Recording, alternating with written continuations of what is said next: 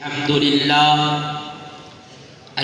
لله نحمده ونستعينه ونستغفره ونعوذ بالله من شرور أنفسنا ومن سيئات أعمالنا من يهده الله فلا مضل له ومن يضلل فلا هادي له ونشهد أن لا إله إلا الله وحده لا شريك له ونشهد أن سيدنا ومولانا محمدا عبده ورسوله أما بعد فقد قال الله تبارك وتعالى في كلامه المجيد والفرقان الحميد لو أنزلنا هذا القرآن على جبل لرأيته خاشعا متصدعا من خشية الله وقال النبي صلى الله عليه وسلم القرآن حجة لك أو عليك أو كما قال عليه الصلاة والسلام۔ دنیا نے دین کو بلا رکھا ہے، دنیا نے دین کو بلا رکھا ہے، غفلت کے چادر میں سلا رکھا ہے۔ خوش نصیب ہے اس دور میں وہ شخص، خوش نصیب ہے اس دور میں وہ شخص جس نے قرآن کو سینے سے لگا رکھا ہے۔ میرے واجب الاحترام، اور آج کے ہمارے اس جامعہ خالد بن ولید میں تکمیل قرآن کریم و صحاح ستہ کی تقریب سعید میں شرکت کرنے والے اسٹیج پہ جلوہ افروز علماء کرام اور ہمارے اساتذہ کرام، السلام علیکم ورحمۃ اللہ وبرکاتہ۔ آج میں آپ حضرات کے سامنے جس عنوان پر لفظ کشائی کی جسارت حاصل کر رہا ہوں وہ ہے تلاوت قرآن پاک کے فوائد۔ سامعین محترم، جس ذات نے اس کلام پاک کو نازل فرمایا وہ ذات خود کہتی ہے ذالک الکتاب لا ریب فیہ، کہ اس میں کسی شک اور شبہ کی گنجائش نہیں ہے۔ اللہ رب العزت اس کلام پاک کو اپنے محبوب پر نازل فرما کر اس کی حفاظت کی گارنٹی بھی اللہ خود لے رہے ہیں۔ فرمایا انا نحن نزلنا الذکر وانا لہ لحافظون، کہ ہم نے اس کو نازل کیا ہے اور ہم ہی اس کے محافظ ہیں۔ تلاوت قرآن پاک کے بہت فوائد ہیں۔ ایک تو تلاوت کرنے سے قرب الہی نصیب ہوتا ہے، اور جو بندہ قرآن پڑھتا ہے وہ اللہ کا خاص بندہ بن جاتا ہے۔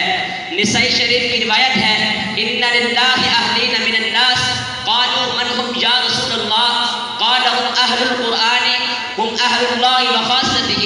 نبی اکرم صلی اللہ علیہ وسلم نے ارشاد فرمایا کہ اللہ تعالیٰ کے لیے لوگوں میں سے کچھ خاص لوگ ہیں۔ تو صحابہ کا نام نے عرض کیا کہ اللہ کے رسول وہ کون لوگ ہیں؟ تو آقا نامدار تاجدار مدینہ محمد مصطفیٰ احمد مجتبیٰ صلی اللہ علیہ وسلم نے ارشاد فرمایا کہ قرآن والے اللہ کے اہل اور خاص لوگ ہیں، اور جو بندہ قرآن پڑھتا ہے وہ اللہ کا خاص بندہ بن جاتا ہے۔ تو تلاوت قرآن کا تیسرا فائدہ، اس سے اللہ سے ہم کلامی کا اشرف حاصل ہوتا ہے۔ حدیث شریف میں آتا ہے کہ افضل عبادت تلاوت قرآن پاک ہے، یعنی سب سے افضل اور سب سے زیادہ ثواب والی عبادت وہ تلاوت قرآن پاک ہے۔ نماز کی فضیلت بھی اسی تلاوت کی وجہ سے ہے۔ فقہاء کے درمیان اس مسئلہ میں اختلاف پایا جاتا ہے کہ کثرت سجود افضل ہے یا کثرت قیام افضل ہے، یعنی نماز میں زیادہ سجدے کرنا بہتر ہے یا قیام کرنا بہتر ہے۔ تو امام شافعی رحمۃ اللہ علیہ فرماتے ہیں کثرت سجود افضل ہے، جبکہ امام ابو حنیفہ رحمۃ اللہ علیہ فرماتے ہیں کثرت قیام بہتر ہے، کیونکہ اس میں اللہ سے ہم کلامی کا اشرف حاصل ہوتا ہے۔ سامعین محترم توجہ کیجیے، جتنی تلاوت زیادہ ہوگی اتنا ہی ہم کلامی کا اشرف زیادہ ہوگا۔ یہ بڑے اعزاز کی بات ہے۔ تو تلاوت قرآن کا ایک بہت بڑا فائدہ اپنے اللہ سے ہم کلامی کا اشرف حاصل ہوتے ہیں۔ حدیث شریف میں آتا ہے کہ جب بندہ نماز میں کہتا ہے الحمدللہ تو رب کائنات جواب ارشاد فرماتے ہیں حمدنی عبدی، میرے بندے نے میری حمد بیان کی ہے۔ اور جب وہ کہتا ہے الرحمن الرحیم رب لم یزل جواب ارشاد فرماتے ہیں اثنا علیک عبدی، میرے بندے نے میری خوب تعریف کی ہے۔ اور جب وہ کہتا ہے مالک یوم الدین رب لم یزل جواب ارشاد فرماتے ہیں مجدنی عبدی، میرے بندے نے میری عظمت اور بڑائی کا اظہار کیا ہے۔ اور جب وہ کہتا ہے ایاک نعبد و ایاک نستعین تو رب کائنات مالک العرش والفرش سبحانہ جواب ارشاد فرماتے ہیں ھذا بینی و بین عبدی ولعبدی ما سأل، یہ میرے اور میرے بندے کے درمیان تقسیم ہے۔ میرے بندے کی میرے پاس وہ چیز ہے جس کی درخواست کر رہا ہے۔ تلاوت قرآن کا چوتھا فائدہ، اس سے اللہ تعالیٰ خدا وحدہ لا شریک کو جاننے، پہچاننے اور محسوس کرنے میں بہت مدد ملتی ہے۔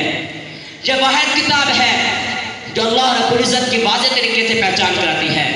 فرمایا قل هو اللہ احد اللہ الصمد لم یلد ولم یولد ولم یکن له کفوا احد۔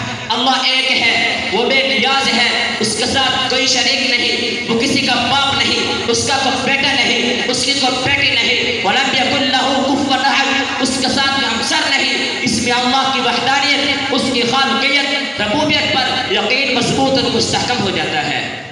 تلاوت قرآن کا پانچواں فائدہ، قرآن پاک کی تلاوت معمبا اجر و ثواب ہے۔ اس کا اجر پڑھنے والوں کو کتنا ملتا ہے؟ سنیے، توجہ کیجئے۔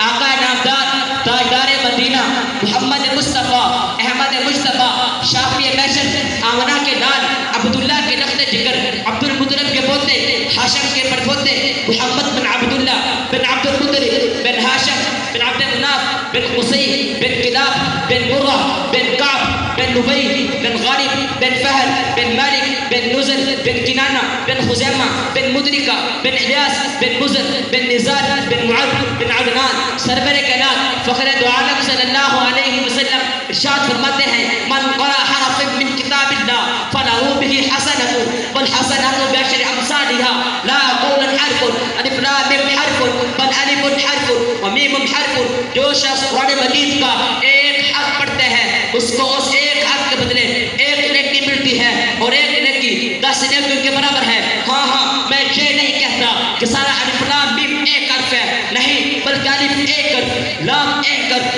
میم ایک حرف ہے۔ دعا ہے اللہ تعالیٰ مجھے اور آپ حضرات کو قرآن کریم کے ساتھ سچا پکا ایمان عشق نصیب فرمائے۔ آخر میں اتنا کہوں گا کہ دعا کرتے ہیں ہمارا خاتمہ ایمان ہو، دعا کرتے ہیں ہمارا خاتمہ ایمان ہو، ہمارا اول بھی قرآن ہو، ہمارا آخر بھی قرآن ہو، وما علینا الا البلاغ۔